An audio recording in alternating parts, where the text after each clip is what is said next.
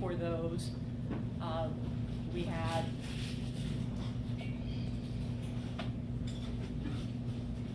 somewhere around 12 A's, maybe 5, 6 B's, and then, spread the rest of the way. So really overall, I think we did pretty well. So would it have been differently if you couldn't have used your notebooks? Yeah. Notebooks really help, but you've still got to know what's going on, and thank you. Most of you did prepare for reading the questions carefully, because there were a lot of, what is the name for the phylum? What is the name for the class? Or what is the name for the order? Or what is the name for the animal or group, like the frog toad question, about Amplexus and that sort of thing. So I felt you did a pretty good job of reading the questions. So, also this morning, I posted your chapter outline, and Stacy's usually sits here with Mickey, and so Stacy did it. It's a very long, very detailed outline. It's got lots of information on it. Did any of you have a chance to print it off this morning? Okay, probably not. You did? Thank you, Maddie. Okay. So it's always advisable to print off these. Plus, if I was in your shoes for the rest of this, now PowerPoints you can use as you want, but I wouldn't put my major emphasis on the PowerPoints. I went ahead and printed off all of the study guides that I put on for exam 4. And I printed them front and back so they wouldn't be quite as big a pile. But this is the rest of the, in addition to the outlines that come in, chapter outlines, this is the rest of the course right here. And I put them like they're C40, and it follows very much with the chapter outline. And then C41, nutrition and digestive system, I put some good stuff together, good morning, for you. And if you don't mind spending the money, or if you have a printer at home, I think that would probably be a wise investment to print those. It says SB, it says study guides, exam 4, SB behind it, plus printing out the chapter outlines as people bring them in or give them to me, and then I post them. Now, we need to go back to a little bit of housekeeping here. We had the questions about the remaining outlines. Good morning. And so Stacy, and then Abigail has the animal nutrition digestion part. So you're doing chapter 41, right? Okay. And can that be done over the weekend? Okay, thank you. And then just email it to me. Kaylee, you decided to do, you're going to do circulation and gas exchange. Thank you very much for doing that, 42. Angela's doing immune system, right? Okay, so I didn't make it a full 150 points. I made it 100 points.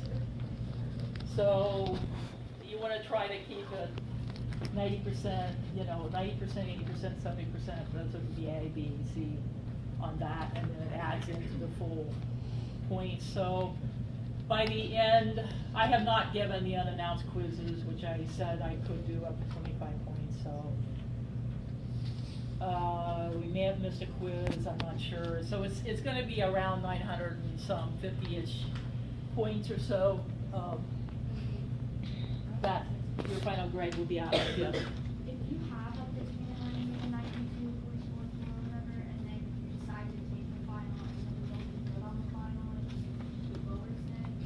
then I would keep your A minus. In that particular case, I will keep your A minus. Will you put in like the extra data for our binders and for the extra quiz before you determine if Yes, you like them? I will, yes. Definitely, so they could be up to 14 points. And I know they're gonna be pretty thick, probably, or 2 binders, whatever, at least. Present them to me. They're up to max, they're up to a 14 total points. Plus, I owe you 20 points too. Because I made the promise that, because I don't do makeup quizzes, that I would give everybody 20 points back at the end, which would hopefully help with, if somebody just missed one, you get your 20 points back. If you didn't miss any quizzes though, it's gonna be like 20 extra points. Gosh, am I making this too easy? Because already I have some people who have well over the, and we're unfortunately can't give A pluses because that's just not something UC does. So I can only give as high as an A.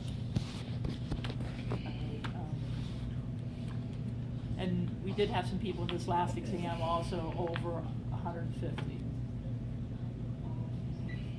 4 or 5 of you, I think, probably. Yes. Is the exam we just took graded? I'm sorry, what? I mean, is the exam we just took graded? Yes, it is, and recorded.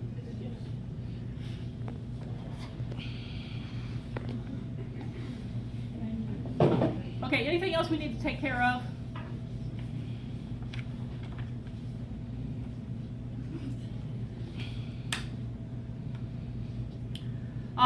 Let me also say,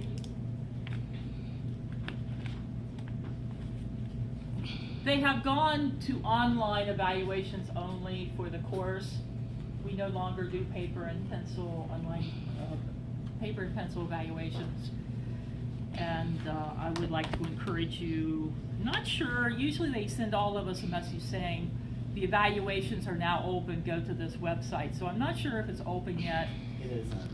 It is or is it not? Isn't. I have not gotten that email. Okay, so I would appreciate you doing an online evaluation when you see it come through. Okay. Any other things we need to take care of?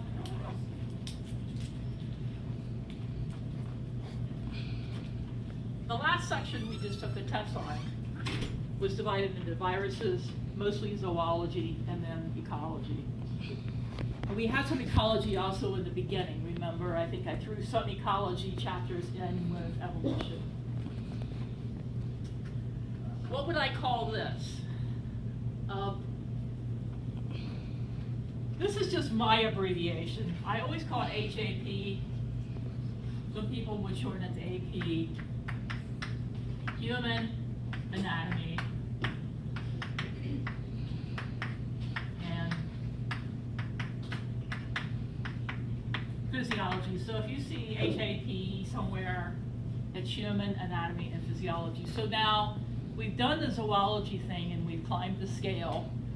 And imagine we are at the class Mammalia.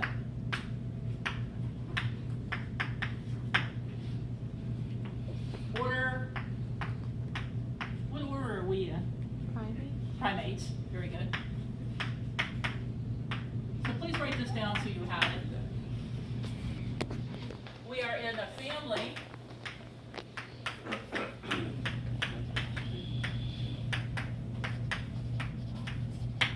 Hominidae. The homo part refers to people, humans. So it's a family of human-like individuals. And then, of course, you know our genus and species, right? Class, order, family, genus. Of course, we're in the phylum Chordata, Vertebrata, subphylum, phylum Chordata, subphylum Vertebrata, class Mammalia. class, order. Yeah, you know we're animals, right? So we're in the kingdom Animalia. We're in the domain Eukarya, right? Because we're eukaryotic cells. Okay, so this is, I just did the lower part.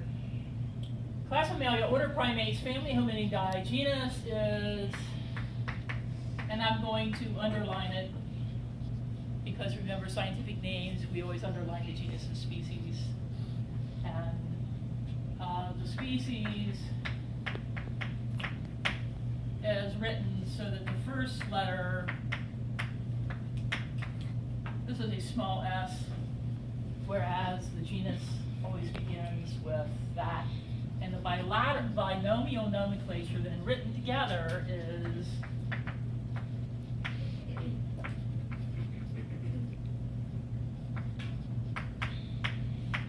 Homo sapiens underlined.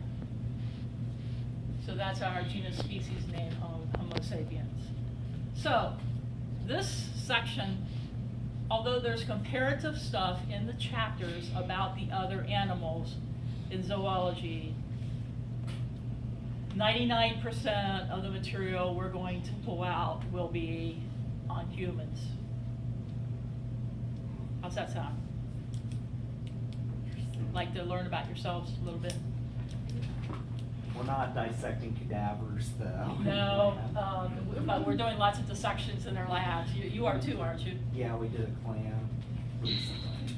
We're scheduled for clam and starfish on Monday. And we did the crayfish and we did the earthworm and yeah. Okay, so anatomy is the study of the build or structure of how things are put together. And physiology is the study of the function and processes of those structures. So we call it anatomy and physiology. Anatomy is the structure. And then what happens in the processes or functions of that structure is the physiology part.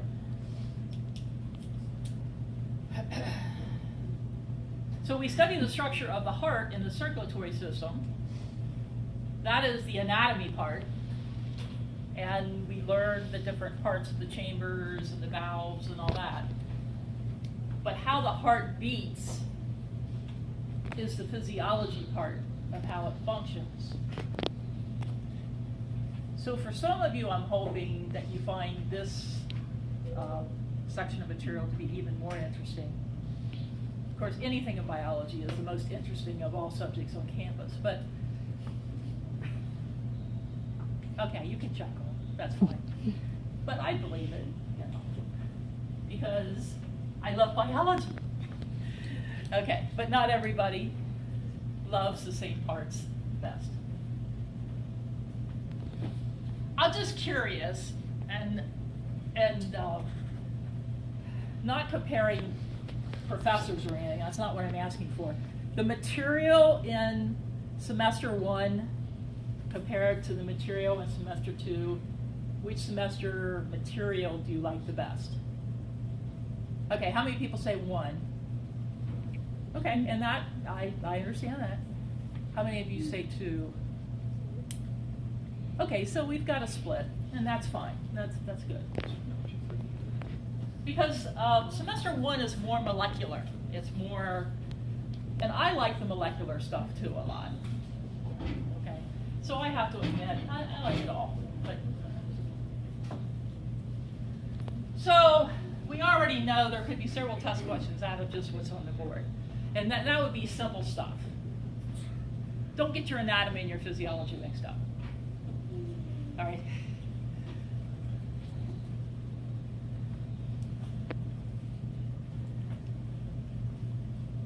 Questions? So, this is primarily, what we look at the schedule, we're gonna roll pretty fast. And it says, don't forget, the schedule's our guide. The lecture schedule.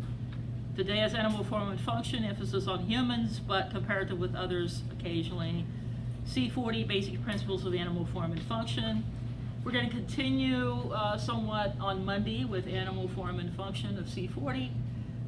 But if we have time, we're going to start C41. That would be my goal, is to start C41, because there's a lot of meat in C41. I don't mean that as a carnivore, but you know what I mean. Okay.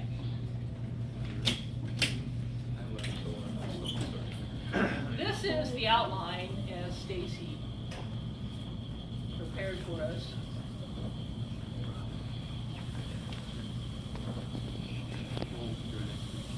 That was just put on this morning in learning modules. And as I've done with the other sections, I'm going to have 3 parts to stuff resources for you to study. The first one's going to be, I think the way I have them, because I can reorder things. I've reordered things, and I think the first one's going to be chapter outlines, and that's got 1 in it right now, Stacy's. The next section are all of my study forms that I'm providing to you about topics. And then the third is the textbook's PowerPoints. So, same organization. So we already know the top, right?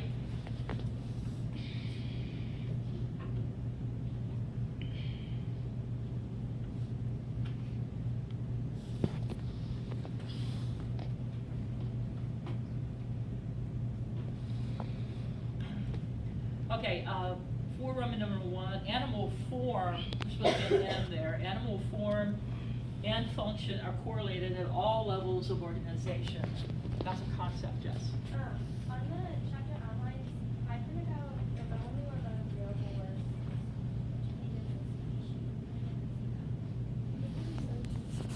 Yeah, I'm on Blackboard right now, and that's not on there. Stacy's outline's not on there. I'm on it right now. Yeah, something was kind of funny. I did wonder about it. Is there another one that calls?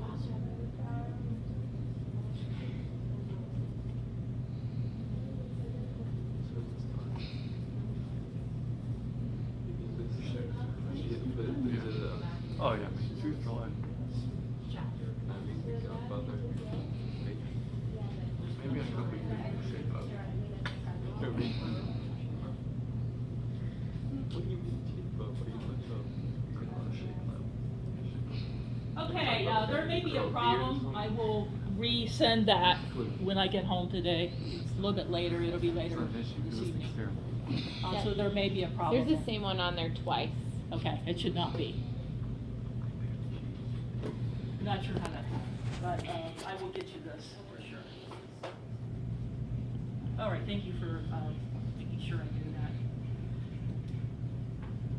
that. Okay, so the other keywords that we form and function. So really, this is a way of saying form is your anatomy. And form and function follow each other. The way something is made, put together, will determine probably what it does. And so you're always going to see this reference of form and function following each other. So form is like anatomy, function is your physiology. So we're talking about the body plan, and here it's talking about the evolution of animal size and shape. About some convergent evolution that we mentioned in the evolution section. Many different plants have arisen during the course of evolution, but these variations fall within certain bounds. There are limitations. Physical laws that govern strength, diffusion, movement, and heat exchange limit the range of animal forms. Physical laws also influence animal body plans with regard to maximum size. As body dimensions increase, thicker skeletons are required to maintain adequate support. As bodies increase in size, the muscles required for locomotion movement must represent an even larger fraction of the total body mass.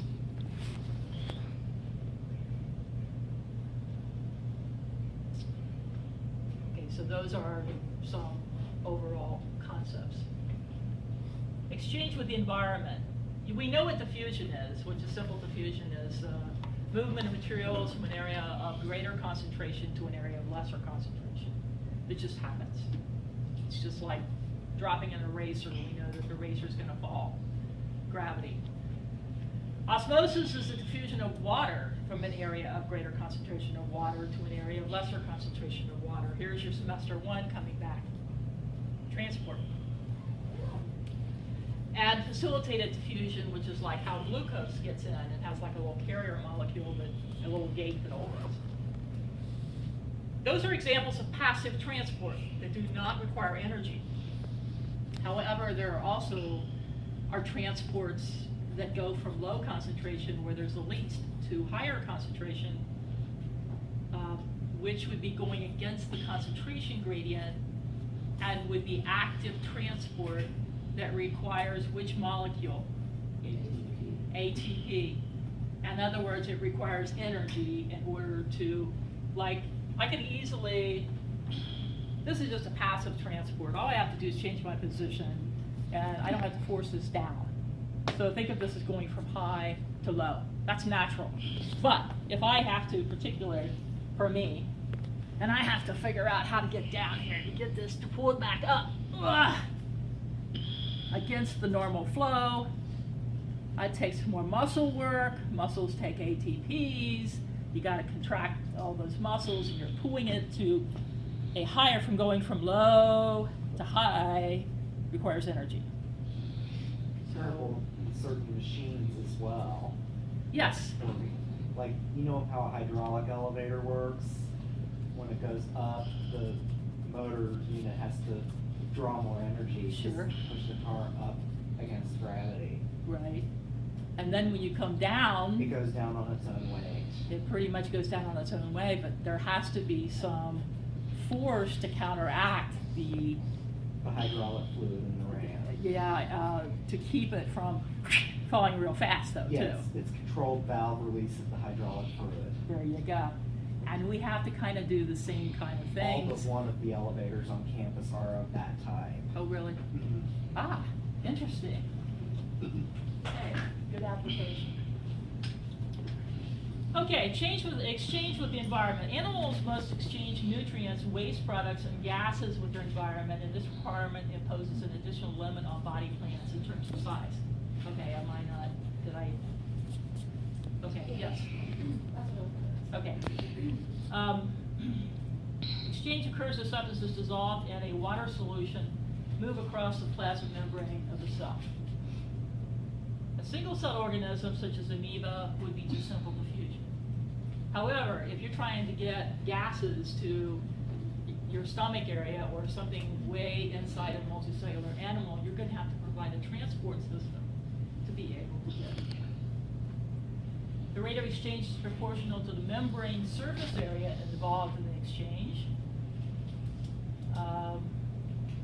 Hierarchy, organization, and body plans. Okay, we learned about cells make up tissues, tissues make up organs, organs make up systems, systems make up the whole multicellular organism. We already know this, right? And this packet is really front to back, so like I said, she spent a lot of work on this.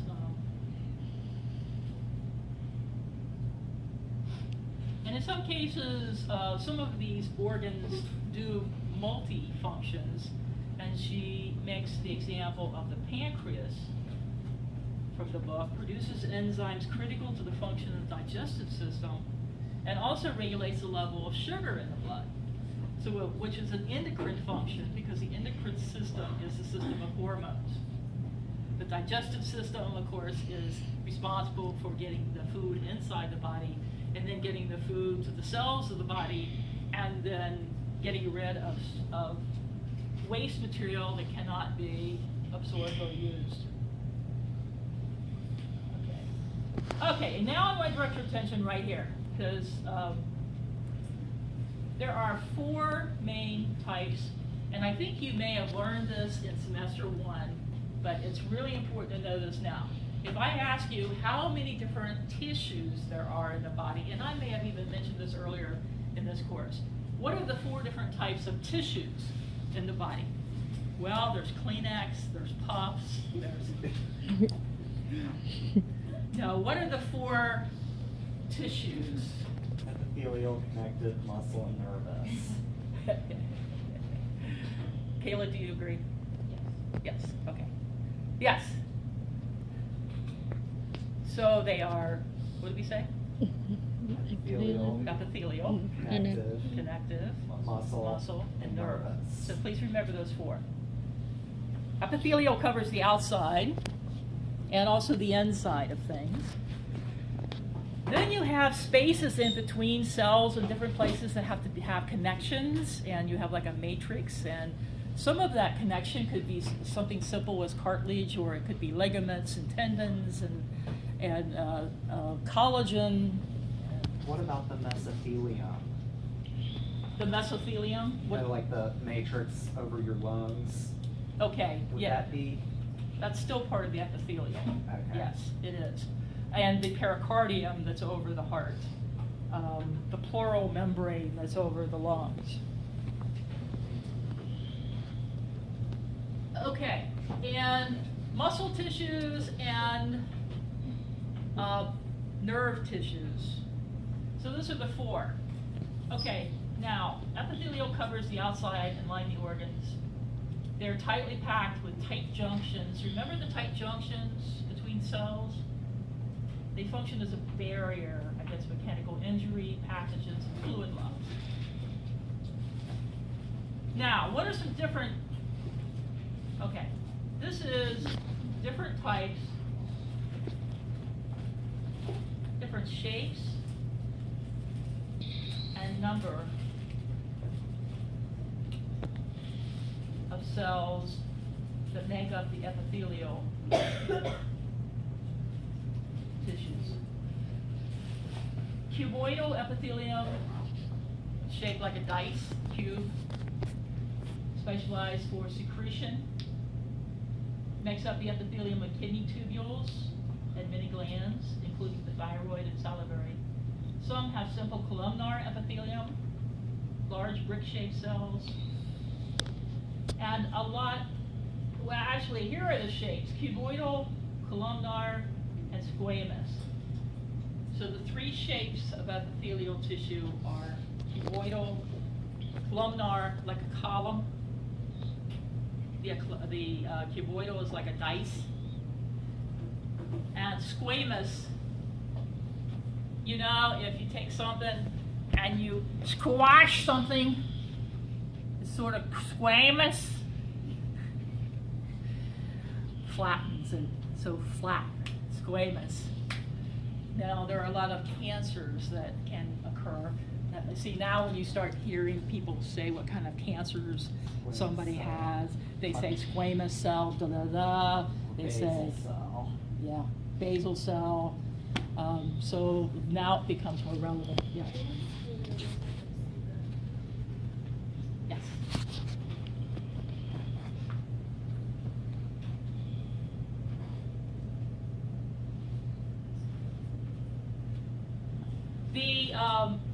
So those are the 3 shapes, so 3 different shapes. And now they are either simple, pseudo-stratified,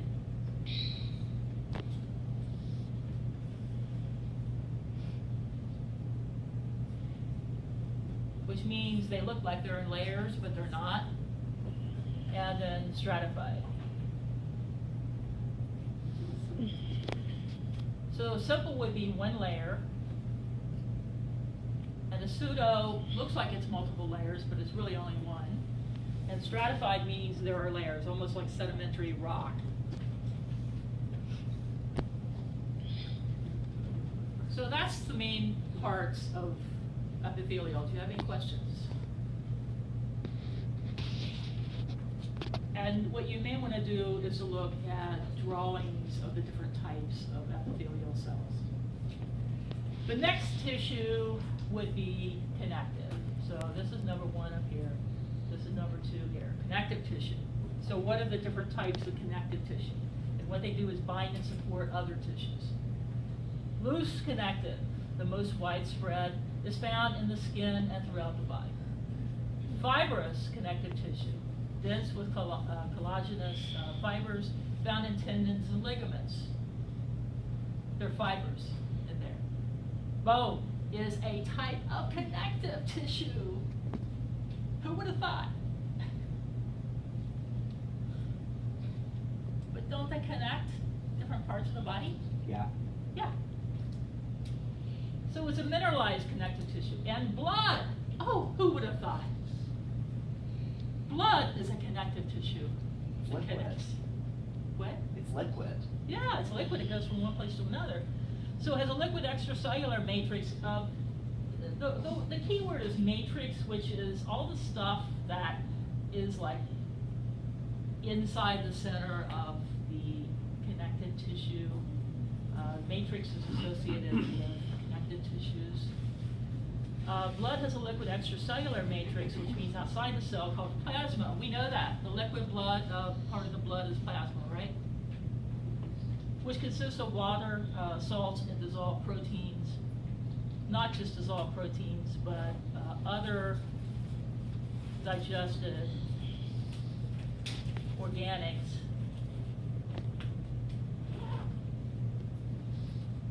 Down to their monomers. In other words, from the digestive system, we're going to end up taking any carbohydrate and digesting it down into glucose, which is a monomer. Proteins are digested down to what? Amino acids. Lipids are digested down into glycerols and fatty acids, and nucleic acids are digested down to the smallest whole unit of a nucleic acid is one phosphate, one sugar, and one nitrogen base, and that's called a little nucleotide, right? So those would also be carried in the plasma. Cartilage, found in locations such as discs that act as cushions between vertebrae. Cartilage is also in your pinna of your ear. It's flexible. It's also in your nose, and sometimes, that you can actually press it and move it. Cartilage is in the discs between the vertebrae, and that is what degenerates oftentimes. And then you have bone on bone, and that's a very painful situation. So those act to try to lubricate. Then you get a muscle tissue. There are 3 types of muscle tissues. Yes? Can you slide it down a little bit? Down. The other way, we can't see what you're reading. Oh, I'm sorry. That was really bad. Okay. There are 3 types of muscle tissues